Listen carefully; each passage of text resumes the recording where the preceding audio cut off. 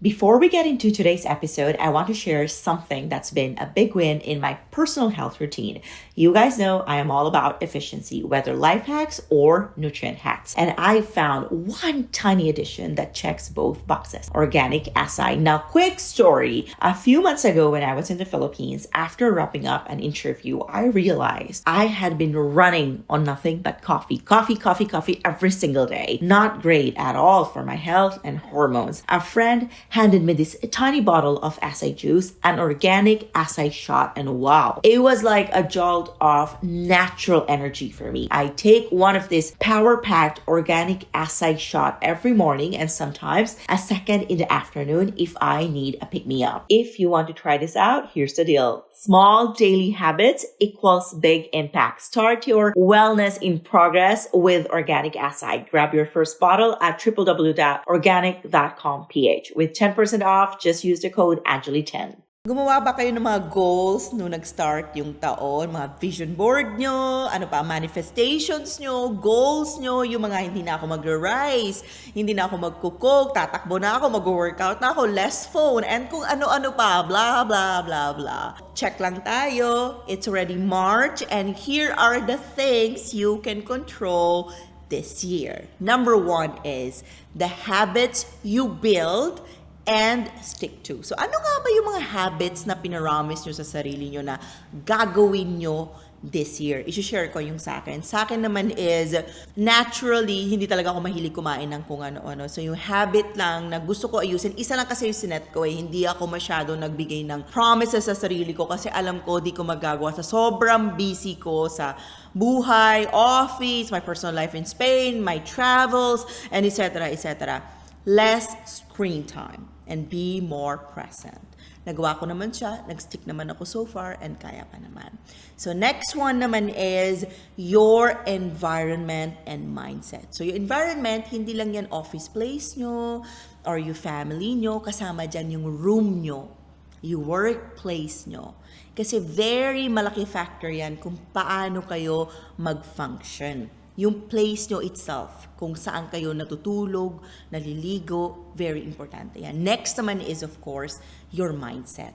Yung mindset nyo ba is positive pa din or overwhelmed na? Kung overwhelmed na, that's okay.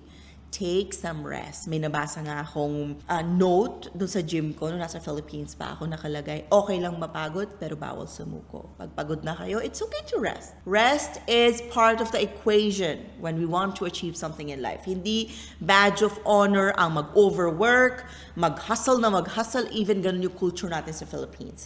We can do both. Hustle 6 times a week. Sige, kung may pinag-iipunan ka, may pinaghahandaan ka. You one day, give mo na yun sa sarili mo and your loved ones. Third one naman is the boundaries you set and enforce. Ano nga ba yung boundaries na ginawa mo sa vision board? You will say more no. Ayaw mo na tulungan yung mga tao, ayaw tulungan yung sarili. Ayaw mo na abusuhin ka ng someone. Ano ba yung boundaries na ginawa mo? My favorite boundary na ipapolish ko na lang is, no. I don't want this opportunity. I don't want that. Kasi nga, meron ako sariling goals na gusto ko mangyari. So, hindi ko matutupad yung mga goals ko kung hindi ako marunong mag-no. So, ipapolish ko lang yung skill ko na mahilig ako mag-no sa mga things hindi nagme-match sa values ko and sa goals ko na meron ako currently for myself and my life. And very importante, alam nyo paano i-implement mga ngayon. Hindi yan hanggang sulat lang. It's very important na alam natin paano i-execute. Next one naman is how you overcome unexpected challenges. So eto, maraming klaseng challenges. But ilalagay ko to financial. Learn your finances. Learn everything you can about your finances. Dapat alam nyo saan pumupunta yan. Kasi ang personal paniniwala ko dyan, nababawasan na yung mga unexpected challenges kapag prepared tayo financially. Syempre, hindi kasama dyan yung mga things na hindi natin control, like yung mga natural calamities. Sometimes, mawawalan tayo ng loved ones. Hindi natin control yun. But if we are financially prepared, mas ma-overcome natin siya easier. Right? So next one naman is the goals you choose to pursue and prioritize. If 20 goals yung ginawa nyo by March, ilan ba ang kaya nyo i-pursue? Ilan ba kaya nyo i-commit? For an instance, may nakilala akong friend, sabi niya mag-aaral siya ng German, mag-aaral siya ng French, mag-aaral siya ng Italian. Nakatira kami sa Spain. 3 gusto niya pag-aralan. Sabi ko, please be realistic. You're creating your own frustrations and your anxiety. Just choose one. How can you learn 3 languages in 1 year? You're not even gonna travel to these places. Very important to know ano ba yung mga ipaprioritize nyo. O kaya naman gumawa ng mga list sa beginning of the year kasi excited ka, di ba? Yung parang nakaka-dopamine kasi siya, di ba? May dopamine siya, nasulat. Ito gusto ko baguhin, and there's nothing wrong if we want changes and to become better. But it's very important to check, look backwards. See ano ba yung mga gusto natin i-pursue. Next one is how to practice self-care. Na-mention ko to in so many TikTok videos. Self-indulgence is different from self-care. Self-indulgence is malungkot ka, bibili mo to. Malungkot ka, add to cart. Heartbreak, bili to. Sale, bibiling ko kasi I deserve it. That's self-indulgence. Self-care is you knowing your bad traits, you knowing when you do wrong things, and actually sitting down with yourself. Asking yourself, okay, what went wrong? How can I improve this? We need to learn how to call out ourselves. Kasi hindi pwede yung parang pure self-indulgence lang. When we are sad, hindi pwede bili lang gamit, takpan na natin yung nararamdaman natin. It's very important for us to sit down with ourselves and alamin ano yung root cause nun. Diba? Hindi pwede puro bili gamit. Kasi pag ganun yung mindset natin, we will never be able to know ourselves. Di natin malalaman ano ba tayo. Yung self-awareness, di natin malalaman. Next one is the way you speak to yourself and of course others. Feeling ko you speaking with others is mas nako-control natin kasi nakikita tayo na ibang tao when we don't talk or treat other people properly. But feeling ko ang mas mahirap dito is yung how we talk to ourselves. Kasi pag mag-isa tayo, ang bilis sabihin ikaw, ganto ka, ganyan ka. Lahat ng negative na words, ang bilis sabihin, di ba? Oh, you're so stupid. Oh, why did you do it? Ang dali sabihin sa sarili natin. It matters how you talk to yourself.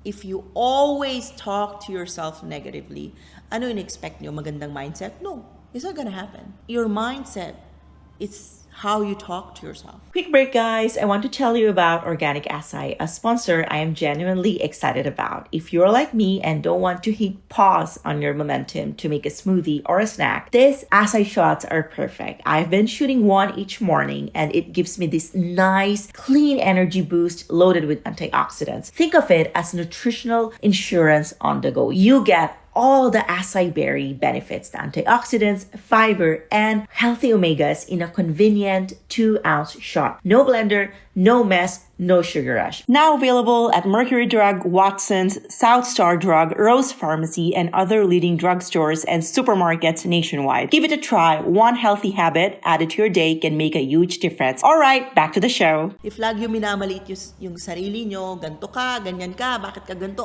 hindi ka maganda, no, it's not gonna work out. So it starts with how you talk to yourself. Every morning, tell yourself, oh, you look pretty.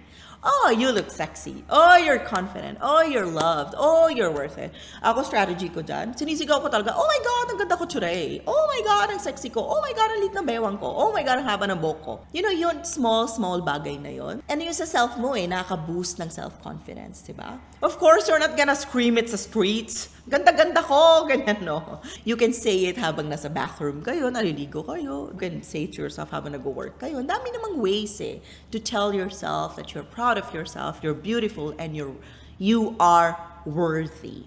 Next is the people you surround yourself with. Pinag-usapan natin to. Let's stop people pleasing. We need to learn this skill very, very well. If ayaw natin sa mga taong to, they make us feel bad about ourselves, who we are, iwan na natin sila.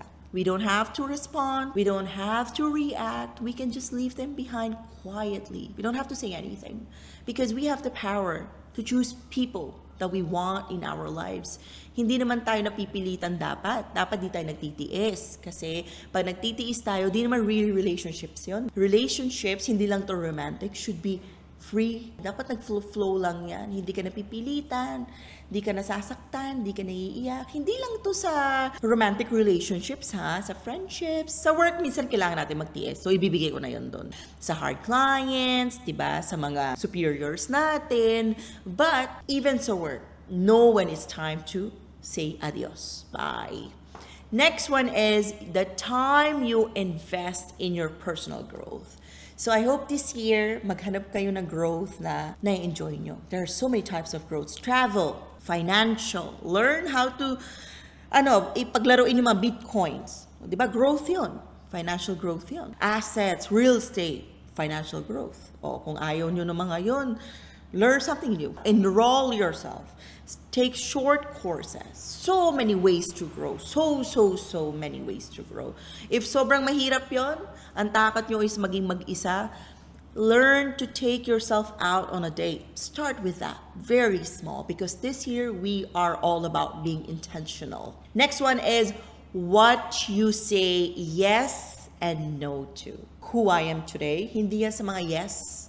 It's because of all the no I've said in my life. Kinilala ko na yung sarili ko, bata pa lang ako eh. Okay, eto ako. Strengths, weaknesses. Gusto ko, ayoko. Very important. At every age, gawin nyo yan. Eto ayoko na, eto gusto ko.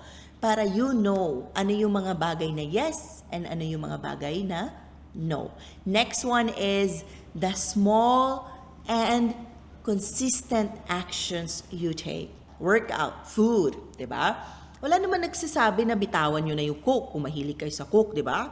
Kung 5 times kayo uminom ng Coke in a day, gawin nyo 3. Small, consistent actions. If you're a smoker, wala naman nagsasabi na bitawan mo na completely. Well, it's up to you. If you're struggling, edi bawasan nyo ng 2. It's all about consistency. That's why my podcast is Life in Progress. We are here for the progress, not for the perfection. Because sinabi ko din to sa first episode of the year ko, perfection doesn't exist. There is no perfect time, no perfect partner, there is no perfect job. There is no perfection. Nothing. That doesn't exist. Next one is the risks you are willing to take. Very important. You are today because of the actions you've taken last year, 5 years ago, 10 years ago. I am this person right now because of the risks I've taken in my 20s. I always say this. I chose to be selfish in my 20s because I really wanted to have a good career, a good business, financial stability. I want to retire early. My life right now is the consequence of my actions. That's why all my work almost is delegated na sa teammates ko kasi nag-work na ako. Nag-work na ako for almost 14 years. Ngayon sila na. It's time for me to do something else. Kaya na nila. All your actions and risks na tinitake nyo, yung consequence niyan lagi makikita nyo 5 years from now. So kung today, nag-workout kayo, you choose not to drink alcohol, bawasan yung smoking, bawasan yung sugar, pwede hindi nyo makita yung mga consequences ngayon and results ngayon, but makikita nyo yan pag 40s na kayo, or 30s na kayo, or 10 years from now. And lastly, your mindset and attitude you choose to approach life. Yes, you can be negative, you can feel miserable, you can feel unhappy, you can be the victim, yes. Possible yun. That's your mindset. That's how you want to approach the life that you choose for yourself. But we also have another option. Another way is we choose to be happy. We choose to be grateful. We choose to be present. Yes, there will be challenges. Happy people, hindi yun parang wala silang challenges. No, it's just happy people know they are gonna exit the challenges with lessons. They're not gonna exit the challenges as a victim. They are gonna get the lessons and learn from everything. Always remember, you are not the center of the world. Hindi lahat nag-revolve around sa inyo. Kunyari, sa business, nawalan kayo ng client, hindi yung lagi fault nyo. Hindi lagi kayo yun. Pwede rin. In my case, so yung approach ko sa life ko right now, I live in Spain. I have a personal life. I love my life. But, ang consequences no, nawawalan na kami ng clients sa Access kasi akala nila wala na ako dito, di nila ako nakakausap, kasi gusto nila, nakikita nila ako. I can't do that anymore. Tapos na ako, yung mindset ko dun ngayon, I'm gonna attract who I am, and losing is part of the journey. Before we end our episode for the day, I want to leave you with one more valuable nugget. In this case, it's a health tip courtesy of our sponsor, Organic Acai. I've talked about this acai shots earlier, and I'll just say integrating them into my routine has been a small change with big benefits. It's not often that I find something this convenient that actually moves the needle on how I feel each day. If you're looking for an easy win for your health, something to boost your mornings or keep you fueled naturally, consider giving Organic Acai a try. I'm always after that extra 1% improvement, and this is one of those low effort, high reward hacks. So as a thank you for listening all the way through, the team at Organic Acai is offering you a special deal. Small daily habits equals big impact. Start your wellness in progress with Organic Acai. Grab your first bottle at www.organic.com.ph with 10% off. Just use the code Angeli10. Hindi lang yan sa business, also sa personal life. We're gonna lose a lot of friends, opportunities, bagay, situations, circumstances. Pwede yan mawala. It's all about our mindset and how grateful we choose to be for everything we have. Kasi if lagi tayo nakafocus sa wala tayo, scarcity mindset yun. That's why always abundance mindset. And it's okay to be sad. It's okay to let go. It's okay to grieve. Always, everything in life should be nakabalance. That's all for today, guys. So please, check nyo yung mga list nyo, check nyo yung mga goals nyo and manifestations nyo. And okay lang naman kahit di nyo nasunod lahat. Sana may masunod kayo kahit 1 or 3, di ba? That's all, guys. Please don't forget to follow us on Instagram at Life in Progress PH, on TikTok, Life in Progress Pod, and on YouTube, you can also watch this video, Angeli Dab. Adios, guys, and I'll see you on the next one. Ciao!